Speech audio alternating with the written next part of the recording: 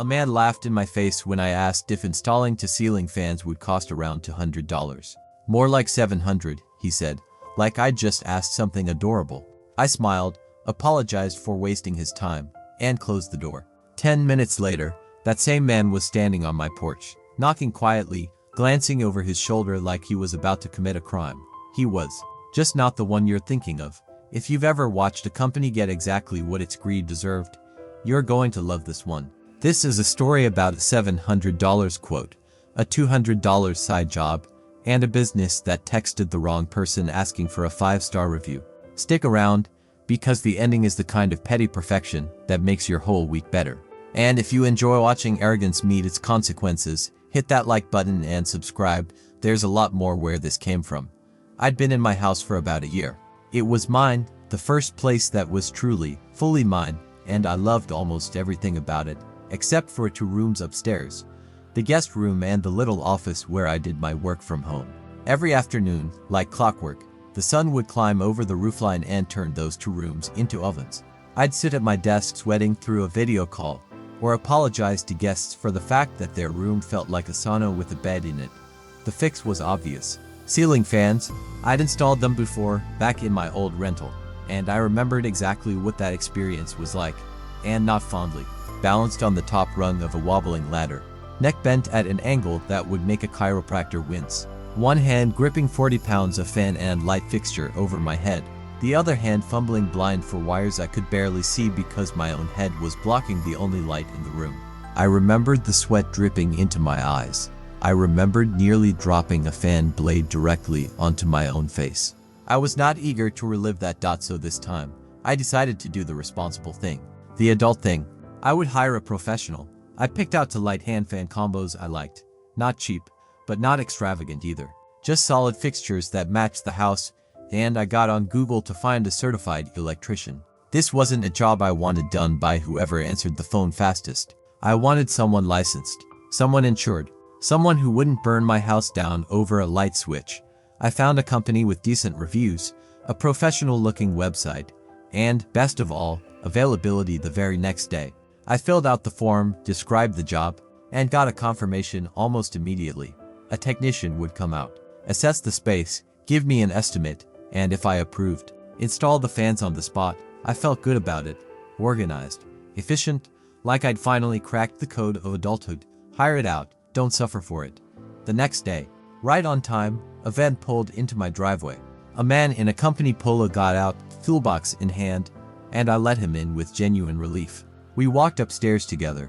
I showed him the guest room, then the office, described exactly what I wanted, where the fans should head, which direction they'd need to spin in summer versus winter. All the little details I'd researched the night before like a nervous student cramming for a test I didn't need to take. He nodded along, professional and unhurried.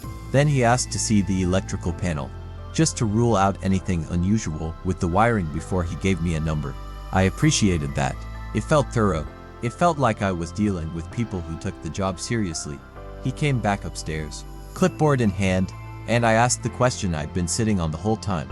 So, roughly, are we talking around $200? For both, he let out a short laugh. Not cruel, exactly. Just the laugh of a man who thought I'd said something charmingly naive. More like plus 700, he said. I felt my stomach drop a little. And then, right behind it, a flash of something closer to embarrassment. The specific sting of realizing you might have just wildly misjudged a situation. $700. For the fans I'd already bought and paid for myself. That wasn't an installation fee anymore. That was a number designed for someone who had no other option, no ladder, no time, and no patience to shop around. I didn't argue. I didn't try to negotiate him down or ask him to itemize the cost. I just shook my head. That's too much, I told him. I'm not paying that much just for installation. I've already bought the fans. Maybe if that number included the fixtures themselves, but not just for hanging them. He didn't push back. He shrugged, said that was fair, and started packing up his tools. I walked him downstairs, thanked him for his time, and, because old habits of politeness die hard, apologized twice for wasting his afternoon. He assured me it was fine. He left. I closed the door and stood there for a second, half annoyed at the price, half annoyed at myself for even calling a company without getting a ballpark first. I was already pulling out my phone to search for other electricians when there was a knock at the door. I knew, somehow, before I even opened it. There's a particular kind of knock, a little hesitant, a little quick, that tells you someone is doing something they weren't technically supposed to do. I opened the door, and there he was. Same polo, same toolbox, glancing back toward the street like he was checking whether his van could see him. "Hey," he said, lowering his voice slightly, even though we were the only two people on the porch. "Just so you know, we do side work. On our own time." I raised an eyebrow. "How much?" "200. For both fans, $200. The exact number I'd asked about 20 minutes earlier. The number he'd laughed at when it came from the company's clipboard. Same electrician, same fans, same house, one number when he was wearing the company badge, and a completely different number when he was standing on my porch as himself. I didn't gloat. I didn't even really react much beyond a small, satisfied nod. I just said that worked for me. And we set a date, his day off, as it turned out, which meant he was choosing to spend a chunk of his weekend in my attic crawlspace for $200 because it was still worth it to him. Even after the company's cut disappeared from the math entirely, he came back a few days later and had both fans up, wired, and spinning in under 2 hours. Clean work. No shortcuts. I paid him in cash, thanked him, and watched two rooms that had been unbearable in the afternoon heat finally start moving air like they were supposed to. I'd saved over $500. But the story wasn't over yet. The company still had one more move to make. And it was the move that turned this from a good deal into something far more satisfying. A couple of days later, my phone buzzed with a text from the company. Automated, cheerful, oblivious. It thanked me for choosing them and asked if I'd take a moment to leave a Google review, complete with a friendly little link. I stared at the message for a second, almost impressed by the audacity of a system that had no idea what had actually happened. It didn't know I turned them down. It didn't know their own technician had come back an hour later and undercut them by $500. It just wanted 5 stars. So I texted back, laying it out plainly. I declined their service, so there wouldn't be a review coming. But if they really wanted one, I'd be happy to post exactly what happened. How they'd quoted me an outrageous fee for a simple 2-fan installation, and how I'd walked away from it. They didn't apologize. They didn't ask what happened. Instead, someone on the other end texted back defending the pricing, some explanation about overhead, licensing, insurance, the cost of doing business the right way. I read it once, and something in me settled into a very calm, very quiet kind of satisfaction. I knew something they didn't.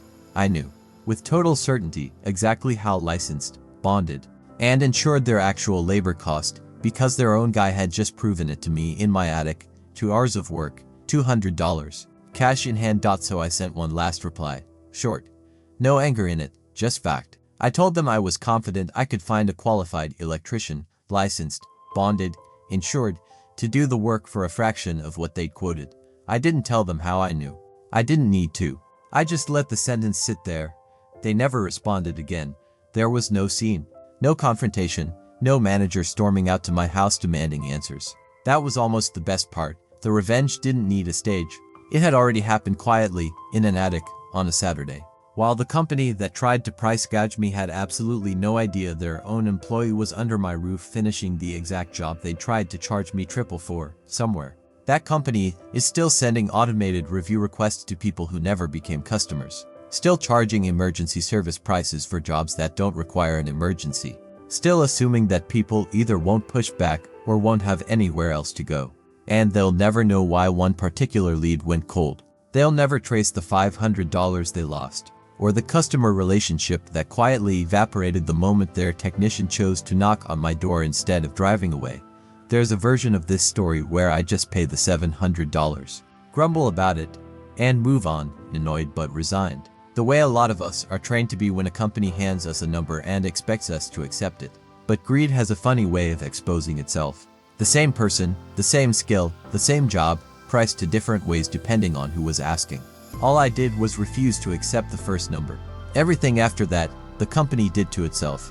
If this story scratched that itch for you, smash that like button, and tell me in the comments, what's the most satisfying way you've ever watched a company's own greed backfire on them?